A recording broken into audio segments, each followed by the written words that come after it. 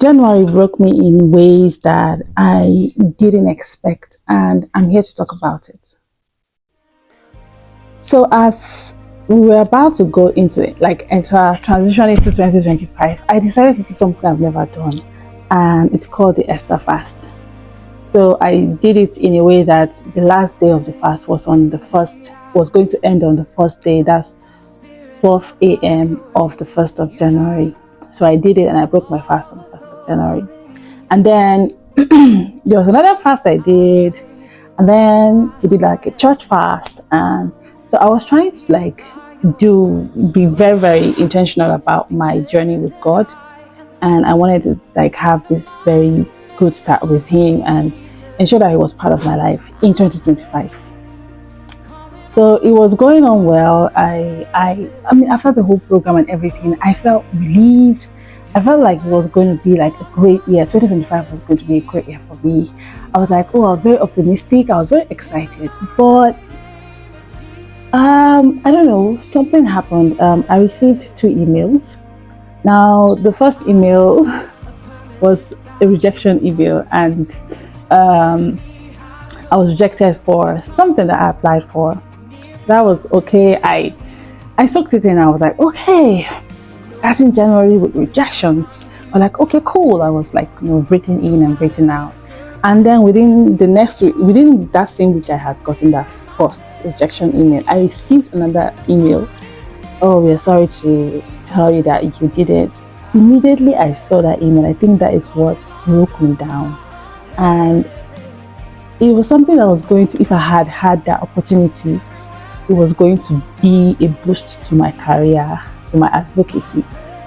And it kind of broke me down. It kind of made me feel angry. I was sad. I was like, what was the need for all this fast? I was praying for favor. I was praying for many things. And I just had to start 2025 like this, like with rejections.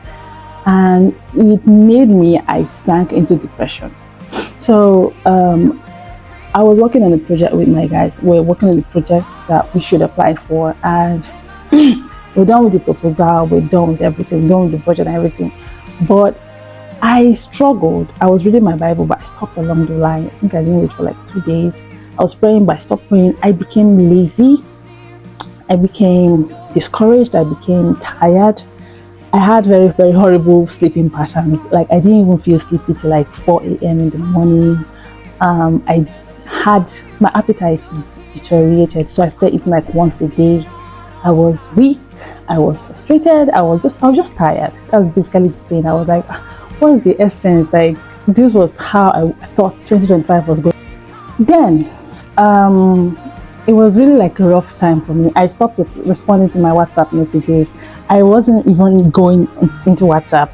I was just there. I was not coming out of my room. I only came out of my room if I was going to church or for dinner, morning and night devotion. I was just basically tired. I was basically discouraged. And I didn't really have the energy to do anything. My brain wasn't functioning. I couldn't think of anything. I wasn't productive as I used to be. As someone who is an overachiever, I started thinking of many things. I started thinking of the projects I've been working on and how I wasn't able to get funding for them. I thought about expectations.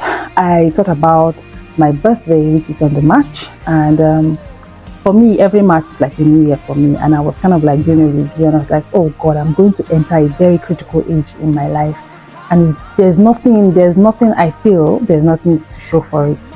And I let go of the fact that God has really been faithful in my life. I let go of the things that God has done for me, the opportunities that God has given to me, and the privileges that He still gives to me. But I just wanted that thing that I didn't get.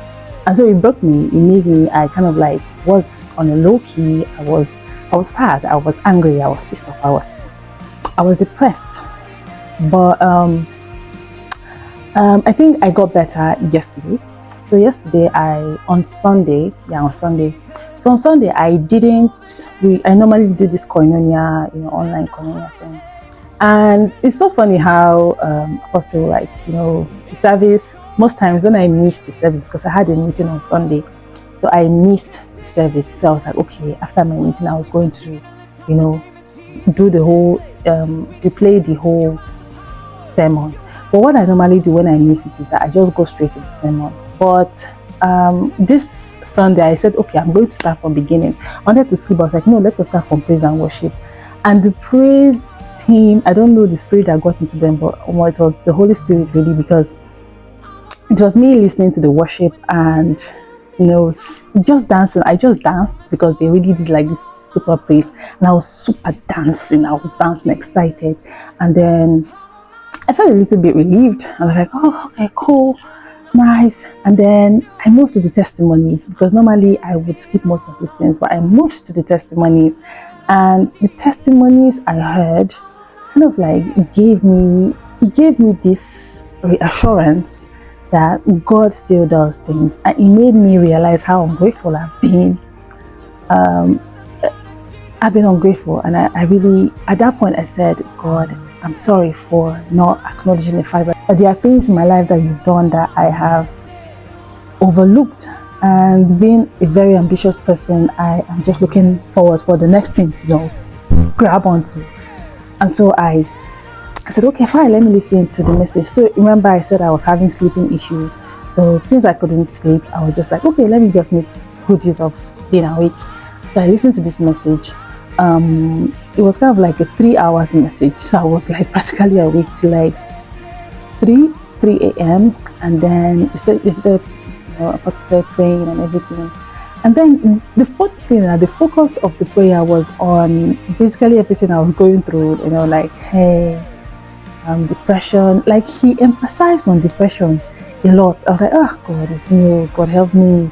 Like, I'm trying to work with timelines, and the timelines are not timelining. And then it took me back to when I was a child, not really a child, like I was growing up. I had timeline written down in my diary of how I wanted my life to pan out, and I remembered I was doing the same thing again. I wasn't giving God total control over my life, over the plans that he said he had for me. And so I was disappointed. I realized I was going through the same thing, not letting go and letting God. And so at that point I said, okay, God, this is me repeating the same mistake I made as a child, and I can't do this again. So at that point I decided to let go. I decided to let God speak to me. It was a very, very crazy thing for me, because I checked the date and it was almost 27th or 26th of January, and I was like, God, for how many days in January I've been wallowing in self-pity and anger and pain and the feeling of dejection, and time was just going. And so I decided to, like, okay, God, let's do this again. I don't want the remaining months in 2025 to be messed up for me, and I'm willing to let you do whatever it is that is best for me. And so I decided to not be overwhelmed by the fact that January didn't start off well for me. And I know there are many people out there that January, they had expectations, they had plans, they had, how January was going to be for them. Oh, this is my year. And then January came, and January hit you in a way that you never expected. And it's kind of like trying to steal your joy. I don't know whether you lost a parent in January, or whether you got a rejection later, whether you were disappointed, whether you had a strange sickness, or whatever it is that happened to you in January. I want you to do something very crazy, and that is to let go and let God. It's not easy for me, because I'm trying to work with timelines.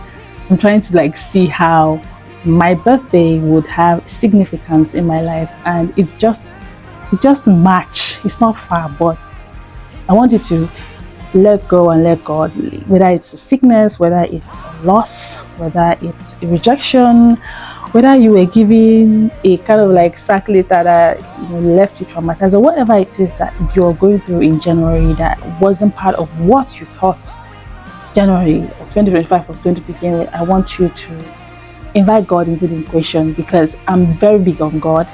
And if there's any way that I kind of feel safe, if there's any way I vent, because I'm really someone that doesn't vent out to people. I am someone who always struggle with whatever I'm struggling with and deal with whatever I'm struggling with, and I just come out stronger.